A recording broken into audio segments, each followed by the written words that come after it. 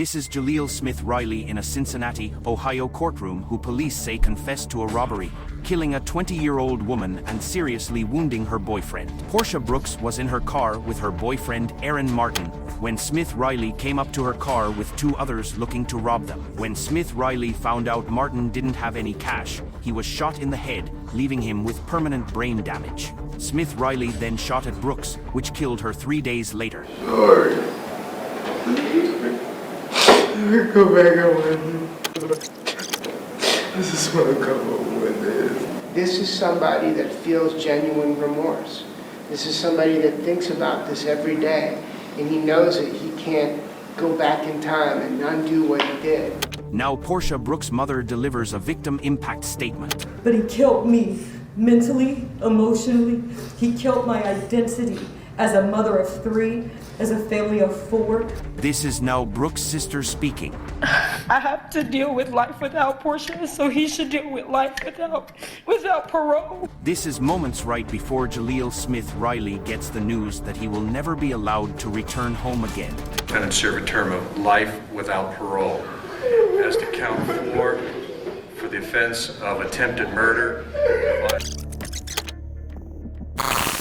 This is Diana Lovejoy. She used to be married to Greg Malvhill living in Carlsbad, California, but soon their marriage fell apart and they divorced. After a messy divorce and lots of legal trouble, it ended with the court ordering Diana to pay $120,000 to Greg for his stake in their family house. The court also ordered that she must share custody of their son. Diana became furious about hearing the court orders, so she planned to kill her ex-husband by teaming up with her boyfriend, Weldon McDavid. Greg was shot in the torso, but luckily, the bullet didn't hit his heart and he survived. Both McDavid and Diana conspired to murder, and the court has sufficient evidence against them. It's so painful that some people in this world seem to think that I would have it in me to do this. Interestingly, she fainted in court. She lowered her head down toward the defense table for a few seconds. Verdict. We, the jury, find the defendant, Diana Jean Lovejoy, guilty of the crime of attempted murder of Greg Mulvihill. And right when you hear guilty, you hear a thud. Guilty of the crime of conspiracy to commit murder. It silenced the courtroom, aside from hearing her family cry in the background. Alright, we're gonna need to take a break. She then is brought onto the floor. And when medics bring her out, she still appears to be passed out, but doctors later found out she had only fainted. Weldon McDavid received 50 years to life in prison because he was the one that pulled the trigger, and Diana was sentenced to 26 years to life in prison. This is Seth Welch and Tatiana Fusari, a religious farming couple living in Cedar Springs, Michigan, and they are charged with murder of their 10-month-old girl, Mary Welch. Reportedly, they told police they noticed the baby was skinny and underweight, but did not seek medical attention because of their religious beliefs and mistrust of medicine and the government. This is the 911 call of the father when he reportedly found his child dead. How long ago did you find this child? It's about an hour and a half. I was waiting. I called my lawyer first thing to ask, what's the next thing I could do. So you found the child an hour and a half ago? Yeah. And called your lawyer first, correct?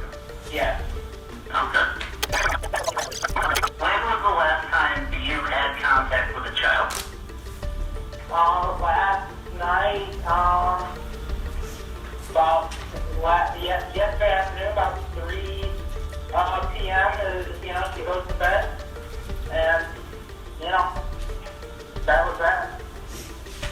Okay, so you put her to bed yesterday at 3 p.m.? Yeah, and then this morning at 10. So you're saying it is normal for your children to sleep from around 3 p.m. till 10 a.m.? Usually about 9:30, yeah. And you said when you found her, she was already believed to be deceased, right? Yes. And that's when you consulted with a lawyer? Yep. Do you believe she was beyond help already? Oh, yeah, she was dead at the door now.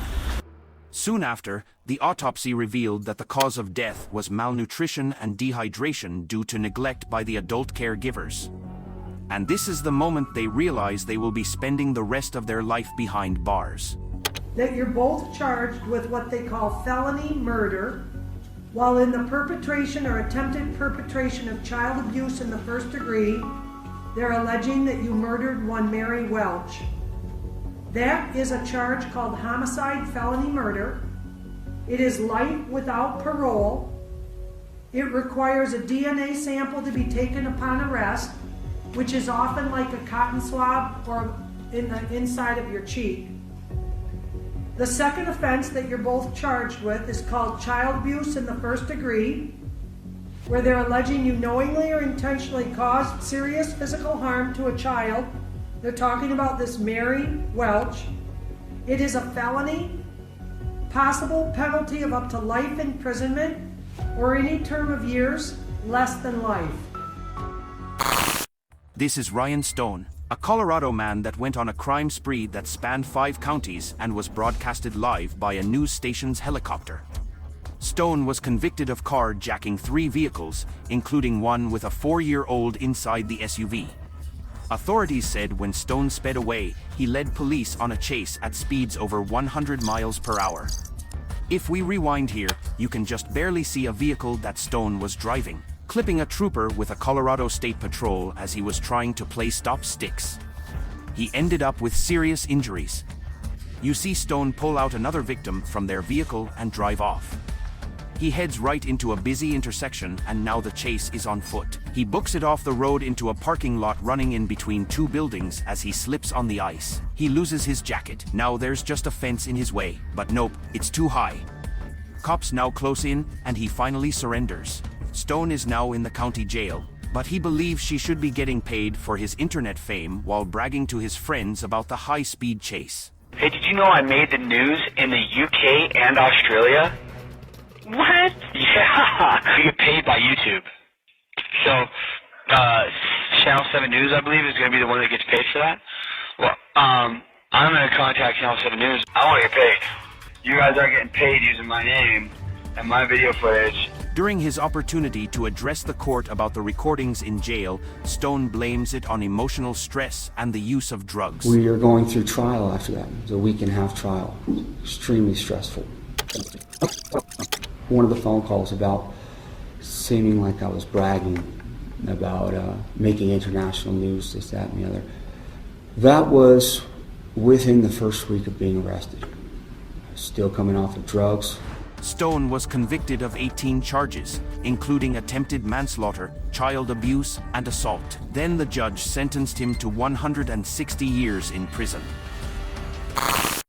This is Esteban Carpio. The police were questioning him for the stabbing of an 85-year-old woman in Rhode Island. In the interview room was Carpio and 2 detectives. One of the detectives left the room to get water for Carpio, leaving just him and Detective Sergeant James Allen in the room. Carpio grabbed Allen's gun and then shot him twice, killing him. He then jumped out of a window, which was 3 stories high, and made a run for it, but was apprehended just 45 minutes later at his arraignment. Carpio came in wearing a mask designed to stop the offender from spitting and biting at others. With also his face being in rough shape, it stunned the courtroom. It wasn't so much Carpio with the shocking reaction, more so his family members making accusations of police brutality. Step up, step up. Not guilty! Not guilty! Not guilty, Stephen! It's gross police brutality.